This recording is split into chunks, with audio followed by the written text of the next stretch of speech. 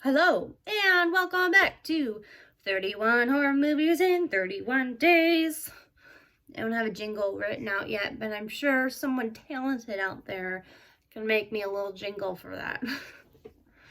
I'm back again with another horror movie. This one comes from my lovely sister. Told me that she gave me lots of suggestions, which I am going to add to my list, but one of her top suggestions was the 2002 classic Ghost Ship,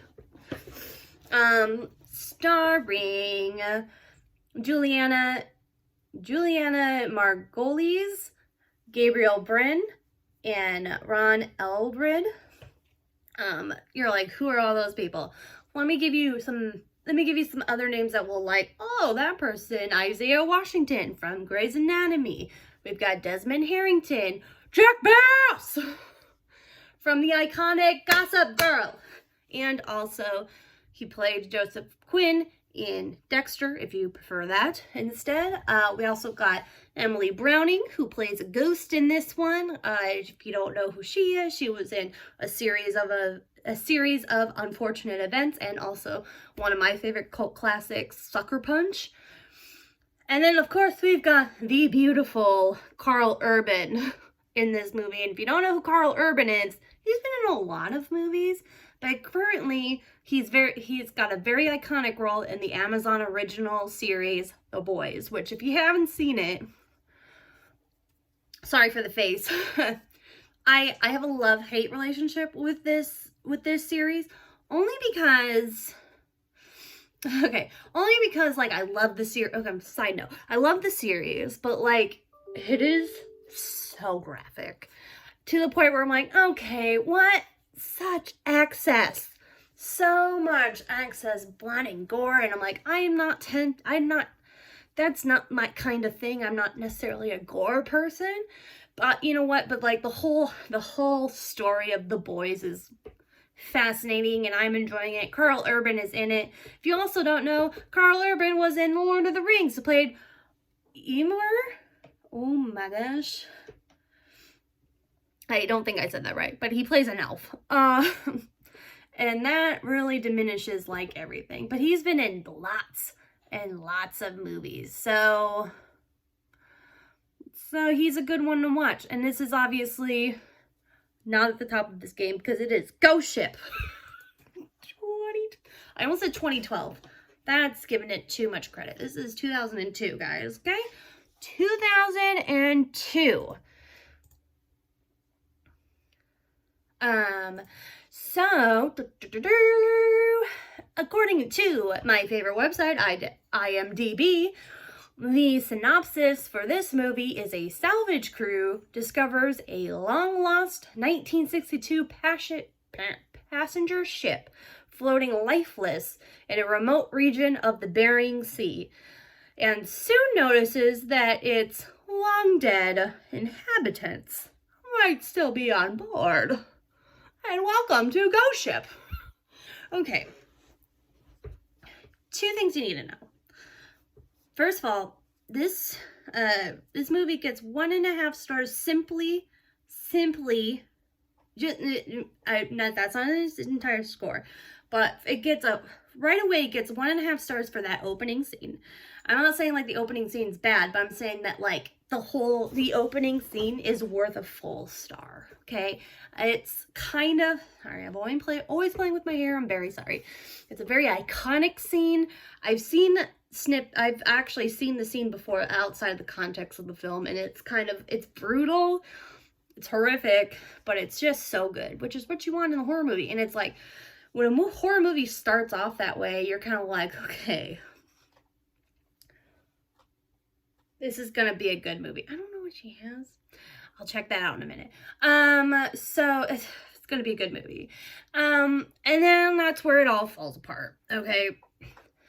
Got this little band of misfits that basically find old ships. They fix them, bring them back into port for money. That's basically what they do. And this guy in the bar was like, hey, I saw this ship over here in the Bering Sea. And they're like, eh. Decide to go on board, decide to investigate, and it's basically a haunted house on the seas. Okay? If you don't like a haunted house type of film, you're probably not going to like this film. I like haunted houses, but this one did not do well. There's not a lot of what I would call, like, there were some jump scares, but like it wasn't necessarily, sorry, I was just chewing on something, wasn't necessarily scary.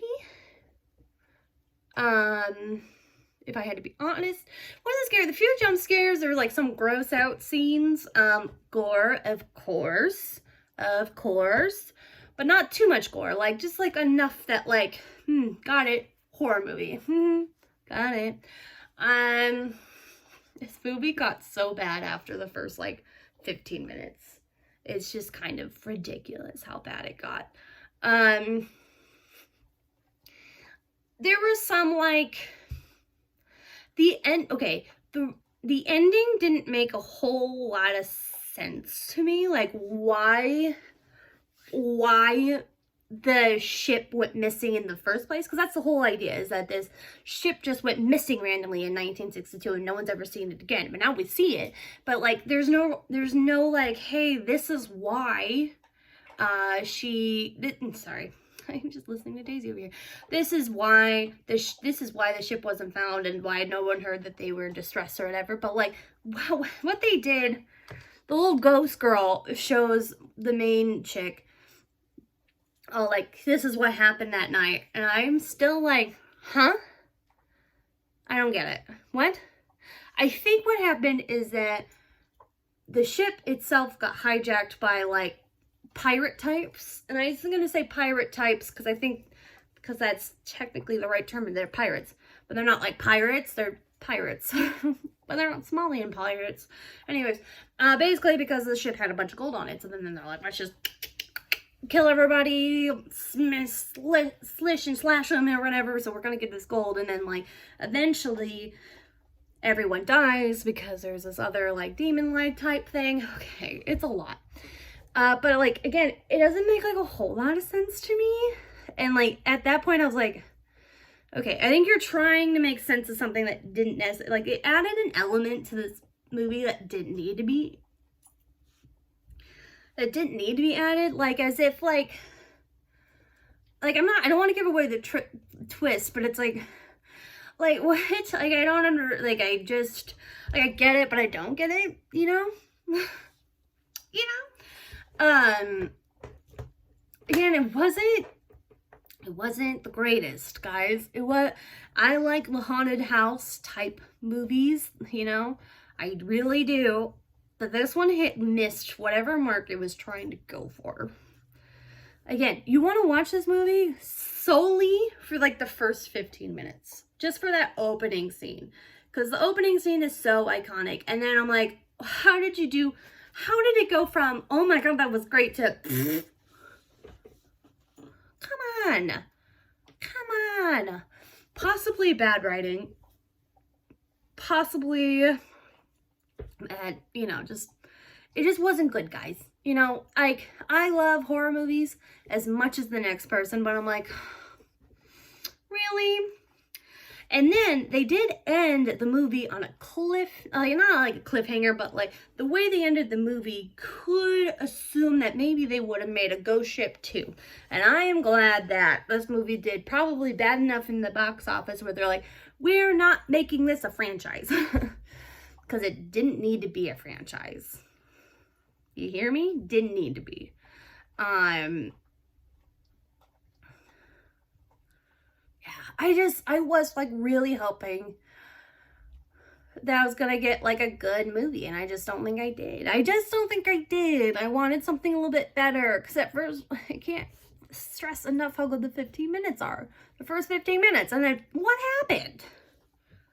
Couldn't tell you. I don't think it was the acting, to be honest. I wouldn't blame the actors on this. Blame something else. Screenwriters? I don't know. But it wasn't. Was it a good time?